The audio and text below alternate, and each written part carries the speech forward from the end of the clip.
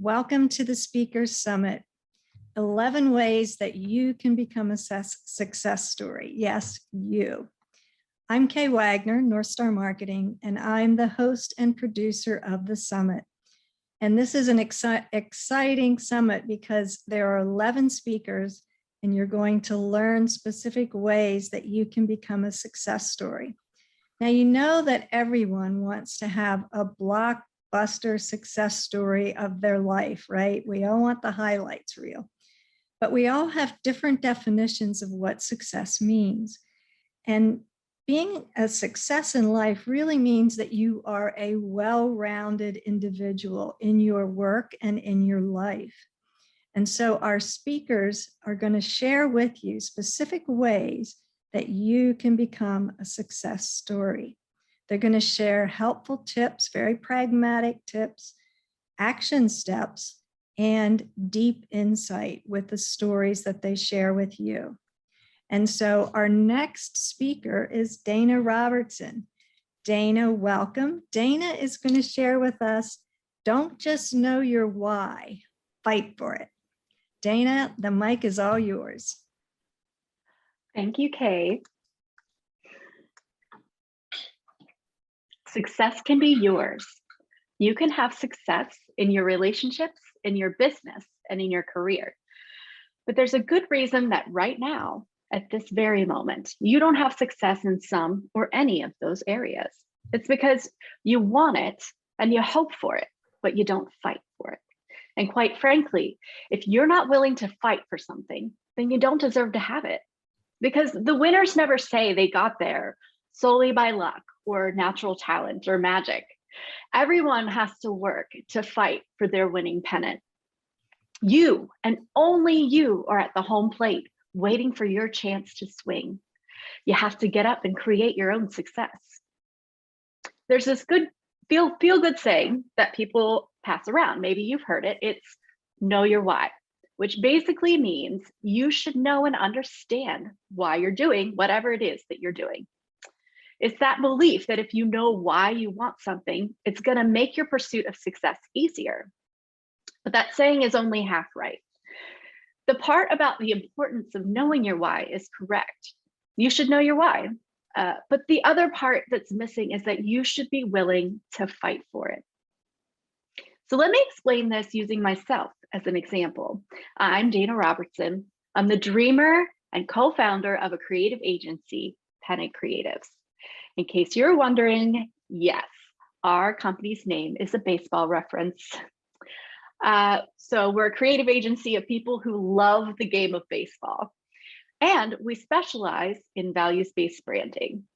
This is a way to design and implement your brand that goes beyond just the surface level aspects of brand and reaches to all parts of your organization, including your strategy, your operations, and most importantly, you and your people. My why for the work that I do is this. I see our core values as humans, like ripples on a stream. They have the power to radiate out slowly and surely, from the individual to our businesses, to the family, to our communities, to our world. And because values hold so much power, I want to help others understand how they can influence our world and our businesses for good in a time where business needs to hear it the most. I came upon my why as I fought through the many different versions of what I thought others needed to see from me. I spent a long time understanding the truth of these core values and their place, not only in my world, but in the world. But often, when I've been faced with my why, initially, I didn't fight for it. Overcoming fear and doubt, shifting my mindset, and deciding to take the field with my values were ways that I was able to stop saying no and instead start to fight for my dream. So let's unpack this a little. Listening to doubt, heeding fears, not taking ownership. These are three things that defined my journey before I got in the fight. Yep, I was guilty of all three. The biggest voice that I needed to overcome was my own. I'd easily tell myself I couldn't step into a new industry to create something new. What are you doing? I'd never stop myself from playing out the fear that I'd speak and no one would listen, and taking responsibility for who needed to do the work. Well, let's just say I had my own face down in the ball field for the true responsibility for bringing my work to the world. Newsflash, it was me. We all spend time at one time or another listening to those voices, be it our own or others who want to just keep us in that place of doubt and fear. They want to remind you to lay the responsibility somewhere, anywhere, but where it should be placed, on your shoulders. In fact, we spend lots of energy here. So imagine with me a baseball player holding his bat, but afraid to step up to the plate for the fear he may swing and miss. But that's the thing. If you want to play, you have to swing. No player stays stuck in the dugout. Each of us need to bravely step up and face the pitch coming right over home plate. I had to get to the point where I could say, this is my life, my business, my why. These are my values. And I'm here because I'm the one who sees the potential in values-based branding, and I'm going to bring it to the world in the way that only I can. Can you resonate with my journey? Right now, you don't have what you want because you're letting doubters, fear, and shame get in your way of a chance to step up to the plate at the bottom of the ninth to hit that glorious home run walk-off. Can you see yourself there? This one mindset shift helped me to overcome these obstacles and get in the fight for my dream. Your biggest fight is one that begins and can end with your mindset. Your mindset has the power to take you to your knees, or the power to make success rain down on you nonstop. You either cheer yourself on or tell yourself you're never going to succeed. When you have the wrong mindset, one that doesn't prioritize your values, you're going to get bombarded with the kinds of thoughts that keep you in a place of utter defeat. But what if instead you padded your mindset with the values that matter to you more than anything else in the world? What if you let that drive the mindset that you start each and every day with? You can't just fight for anything. Make sure the reasons you're fighting, the values that you claim, are authentic to you. Your values are those things that continue to show up as a theme throughout your entire life. Yep, they show up in the way that you work, but they were there when you decided to start your business, or go for that certification or degree, or do the hard thing, even in the face of impossible odds. They whisper to us as we move on. You can't help but see them everywhere. The undercurrent, not only to what you do, but why you do it and how you do it. Your why, the reason you are fighting in the first place, is acted out by a set of values that you claim. These things are not just chosen out of thin air. They are worked out and they are claimed by you. And they guide you in all of the steps of your journey, on your journey to fight for your dream. When you claim your values, the ones that you know you can't live without, that is when your mindset can truly shift from one of doubt, fear, and defeat to one of victory, joy, and the drive to keep going. A strategy to win the fight for your mindset starts with one step. Are you ready for it? Here it is. Decision. That's it. That's the step. You make the decision that you've got one life. You get one shot at getting it right, at living the way that you want and making your dreams come true. Even if it takes weeks or months or years before you see the end results of your fight. And that's the thing we love about baseball, by the way. It's a long season of ups and downs, and a lot can happen in the quest for the pennant. But the sweet, victorious reality is this: even if you face conflict, your biggest weakness, your worst case scenario, your values are there for you, because they're not just arbitrary words chosen to make you feel good. They are what drive you to keep fighting. I've seen this happen time and time again with entrepreneurs and business owners alike. They get knocked down by the challenges of building something, getting past the next hurdle, winning the pennant. And you know what? The values make all the difference. That's the why that drives me to keep getting my message out. Values matter. Values have the potential to change a brand from just a marketing tool into an agent of transformation and impact. So I help others win their fight by giving them a tool that I know has always been there for me, my values, and how I let them show up in the world. The key to staying in your fight is your mindset. That allows you to claim your why, name your values, and sprint for your dream. If you're ready to do this and take the field with me, I have something for you. A chance to explore the values that are showing up in your brand.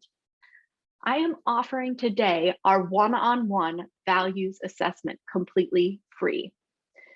Kay is going to put the link in the chat box.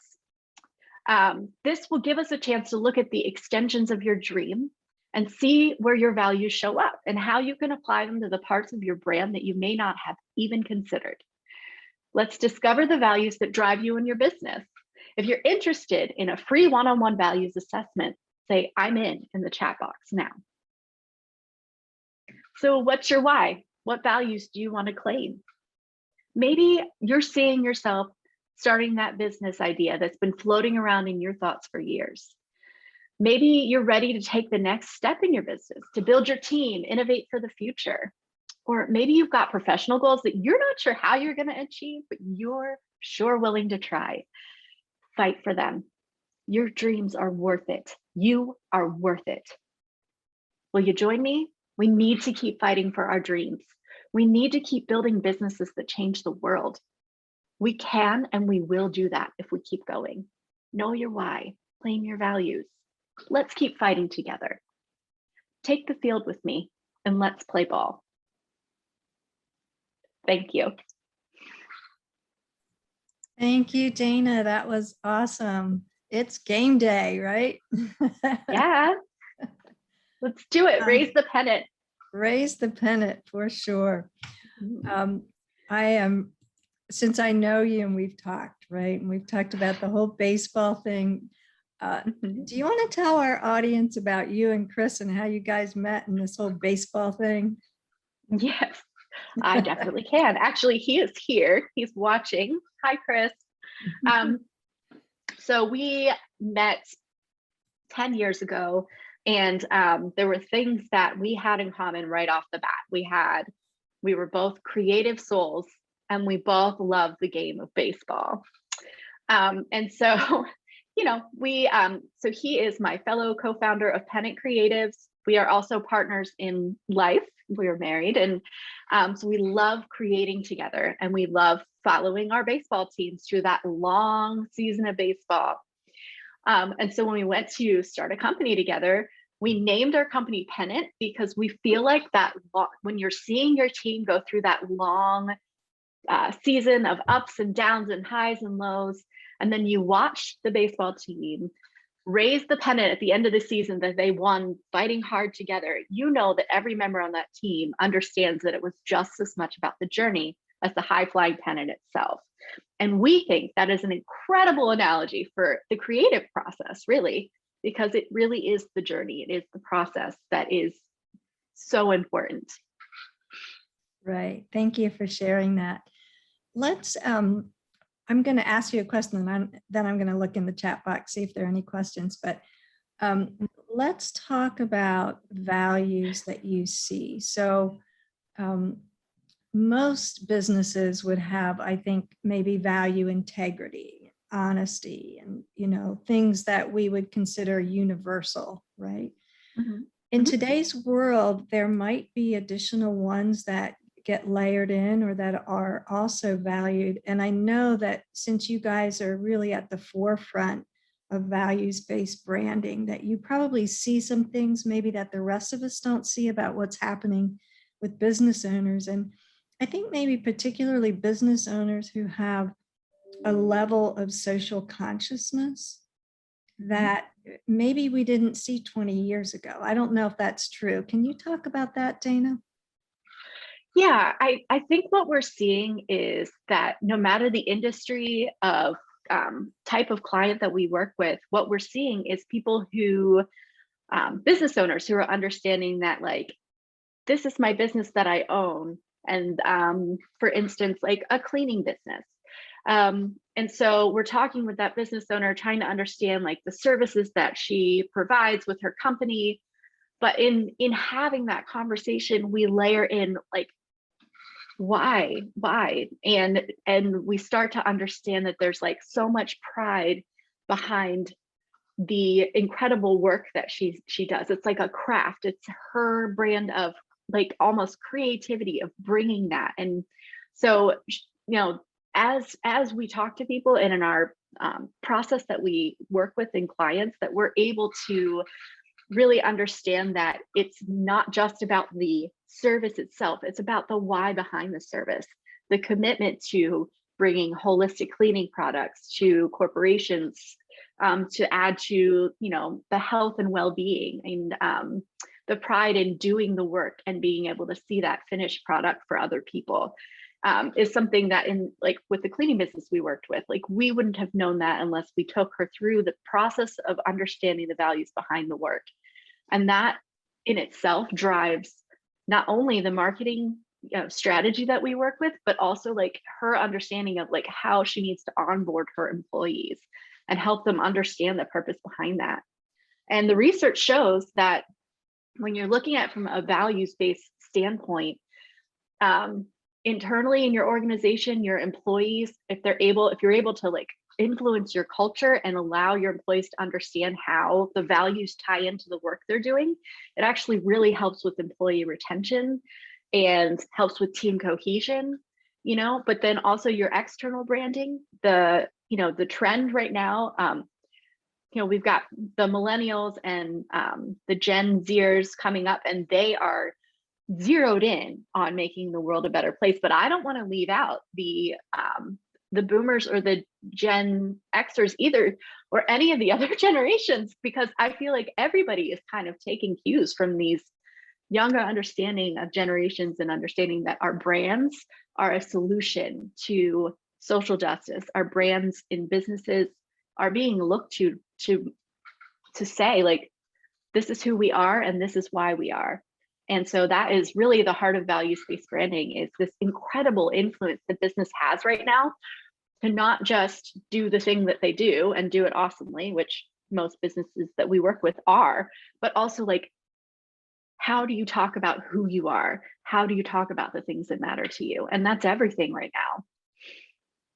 Right. So we see this alignment for businesses, businesses and their employees and their teams. And that even extends to if you're using freelancers or 1099s, contract people as well.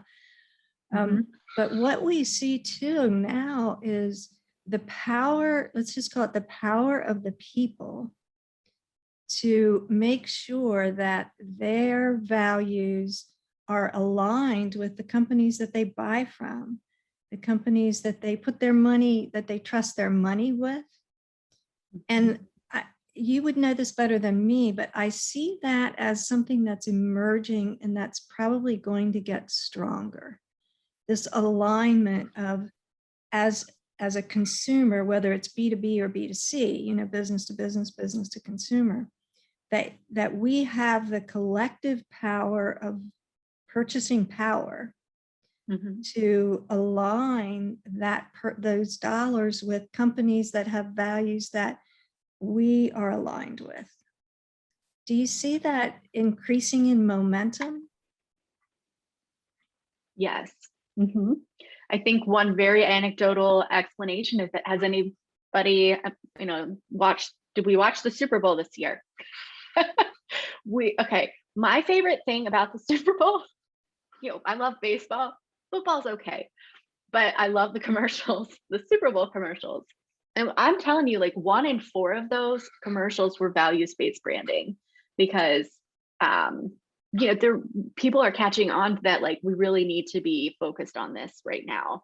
And I think even more so with a lot of the things that are happening in our world, like people have had a lot of time to think about the things that really matter to them. And I think that we're taking stock as humans, that like we want to take care of our planet. We want to take care of each other. We want to bring things into the light so that, we can all live more fulfilling lives. And so I think that we see that, and I feel like the influence is growing. There's a lot of studies that are occurring right now, just understanding like post-pandemic, people are saying, you know, we want the world to look different. Like how can we all make an impact? And so that purchasing power is powerful. And so brands need to be paying attention to that. Yes, I agree. And I see that momentum just growing and growing, I think. We have a question from Sophia. How do values influence employee retention?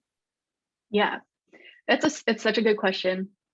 So, and I'll find the link, but there's a study that I have really spent paying a lot of attention to, that basically was about 27 different countries, 27,000 respondents, of really understanding like, what are your expectations for companies and brands?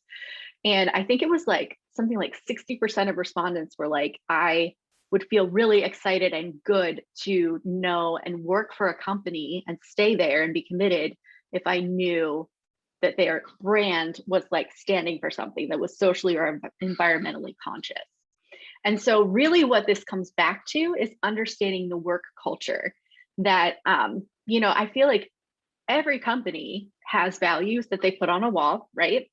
But the real magic of values isn't just having values on a wall. Like the implementation and how that's operationalized in an organization, the employee engagements in understanding and having people be part of that, and understanding directly how a value of like creativity relates to how we roll at Pennant, for instance.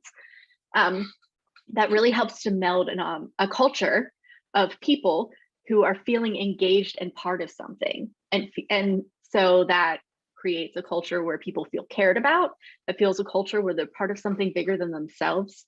And that's very, very important piece of keeping people around in your business.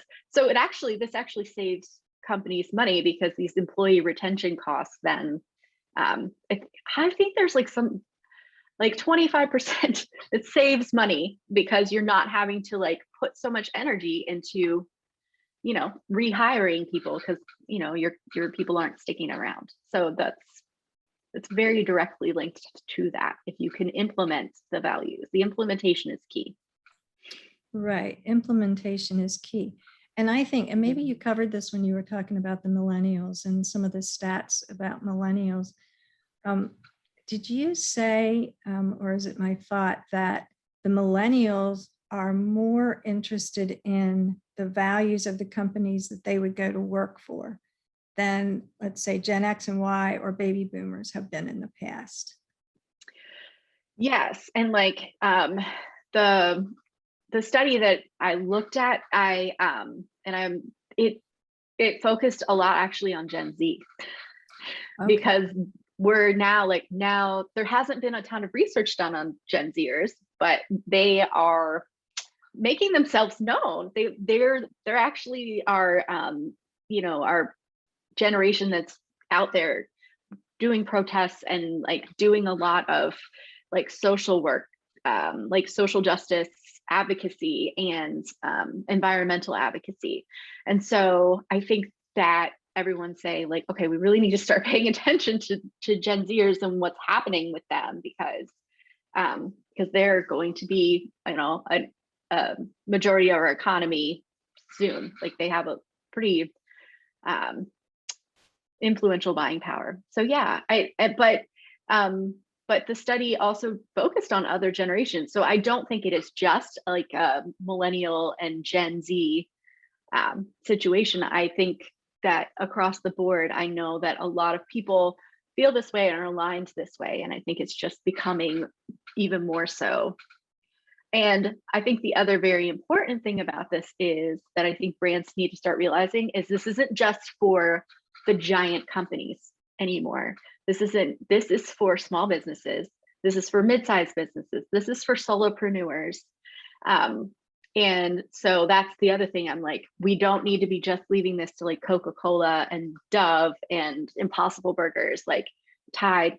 I'm great. I'm glad that they are all really aligning with and trying to make an impact with their brand, but we all can can do this and should. Right. And I think one of the, in addition to the buying power that we talked about, another critical area of power that Gen Z, millennials, Gen X have that isn't new so much, but I'd say like within the past 10 to 12 years, and you would know the time frame better than me, Dana, but is the power of the media, the power of not just any media, but the power of social media. And so when we saw last summer protests happening and incidents that were incendiary in many ways, we saw this shift towards companies being questioned about their values related to diversity, equity, and inclusion.